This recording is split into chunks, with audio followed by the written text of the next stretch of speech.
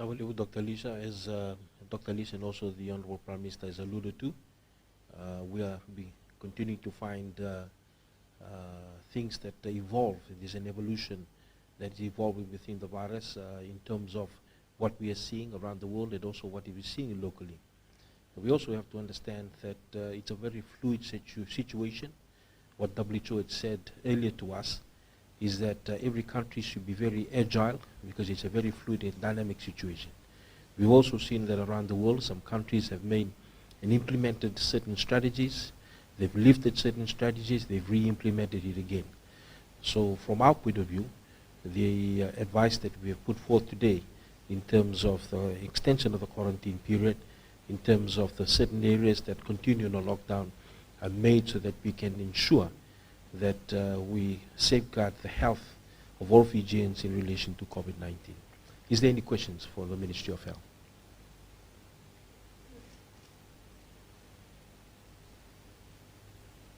No? So can you just explain to us, there seems to be a lot of question from members of the public with regards to the fever screening. Given that our latest patient didn't present with any symptoms at all, how is this fever screening actually helping you to determine that there aren't any more people around walking around with a virus not presenting any symptoms? Thank you. At the moment, what we do know is that those who are positive with the virus, they're in direct contact with an imported case. So you have 4 clusters which are based on imports. So they are Fijians that have come back to Fiji. Those who have tested positive all along, despite significant testing that we've done, in total nearly about 680 tests that we've done so far. And majority of these tests are around the contacts, the direct contacts and some casual contacts of the 4 imported cases, especially case number 1 and case number 3. We also know that those who have tested positive are those that are actually direct contacts or close contacts of case 1 and case 3 especially.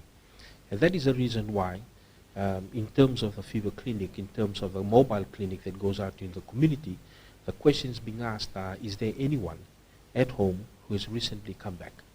Is there anyone at home who may be sick? And based on that is the other criteria then. So if someone has come back from overseas recently, then they go ahead and then take the temperature, for example.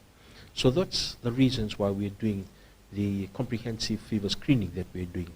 Initially, we had the fever clinics, which was initially about 37 fever clinics, but we realized that the uptake within the fever clinics was low. Now, there are countries around the world that are using the fever clinics, but also if you look at what other countries around the world that are using fever clinics, they also have challenges with the uptake of the fever clinics.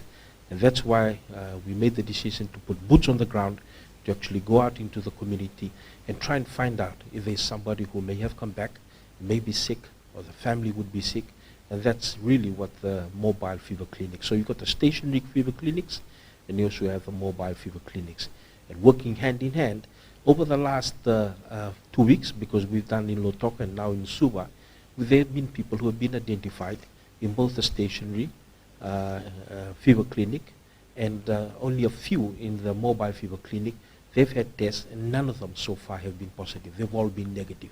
So we haven't had a positive test from the mobile fever clinics. It's all been, again, the clusters in relation to the cases that we already have. Thank you. Minister, with regards to the now gazetted state of natural disaster for the COVID-19 pandemic, that it gives you, or rather that it gives the Permanent Secretary for the Disaster Management Ministry extra powers so that you can mobilize more resources. Can you tell us about the now extra thing this extra powers gives you? What other new things will you be doing? You've talked about layers in terms of your containment. Can you tell us about how the state of natural disaster will maybe upgrade the work that you're doing to contain the virus?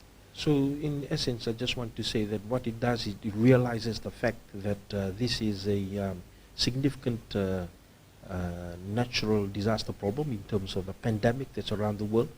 We're not the only country in the world that's doing this. There's many other countries around the world that have called their national state of disaster or emergency based on the pandemic and the ability of the resources to be able to cope with it. It's a recognition also for a lot of the good work that's been done before this, because government stakeholders have been working hand in hand in terms of the response. But also gives the ability to the Minister for National Disaster, or the Permanent Secretary for the Ministry of National Disaster, which is now the Controller, and the Director of NDMO, to work hand in hand with our teams on the ground to ensure that we mobilize resources and assets that are available so that we can be able to contain this contagion.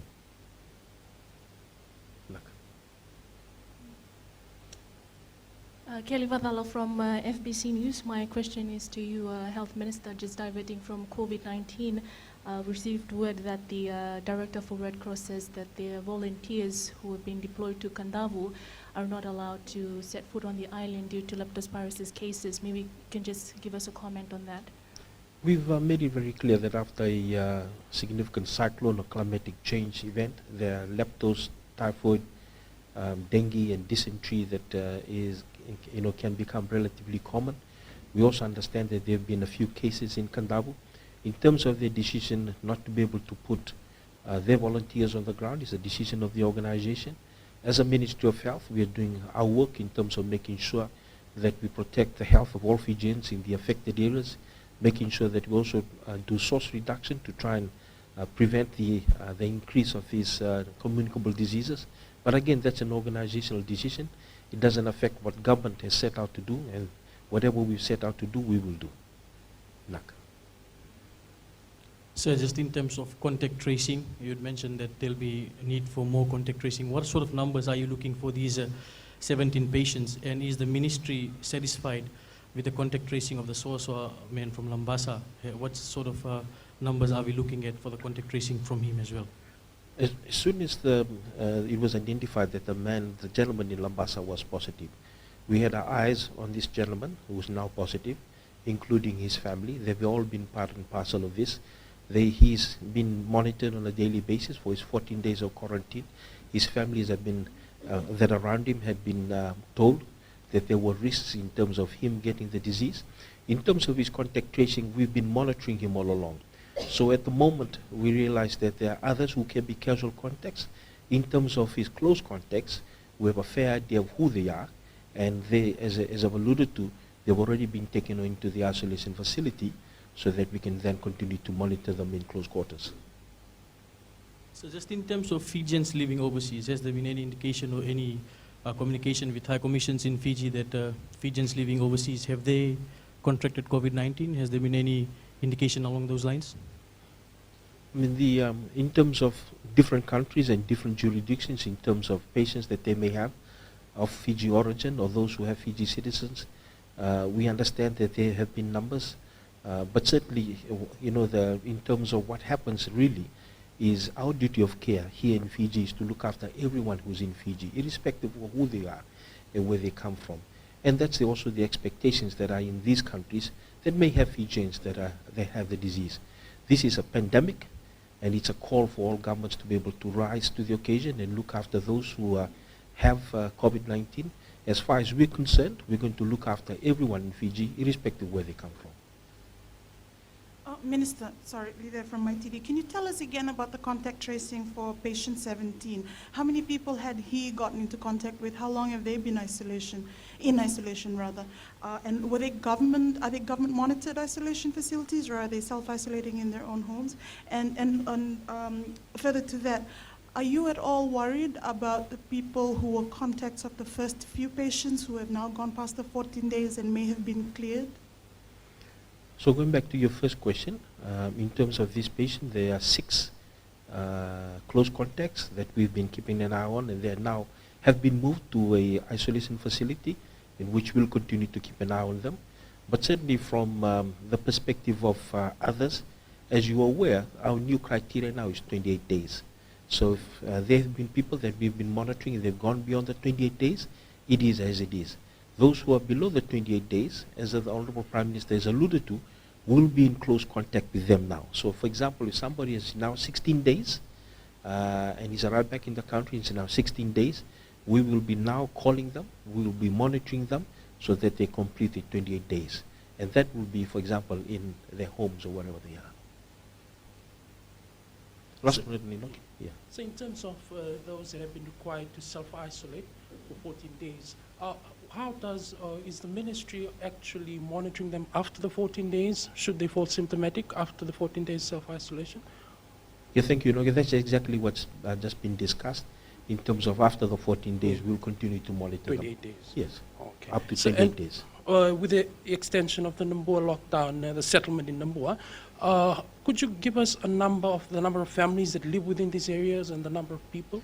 We understand that there are about 28 households. There's about 100 Fijians in this area. We're working hand in hand with other agencies to make sure that certain needs that are met, for example, in terms of provision of food and so forth. Those are the things that we're working hand in hand with other stakeholders. But again, the whole aim of this is to make sure that we have for 28 days. Because as we've alluded to, things are changing, and we need to make sure that we are 2 steps ahead at all times. Naka.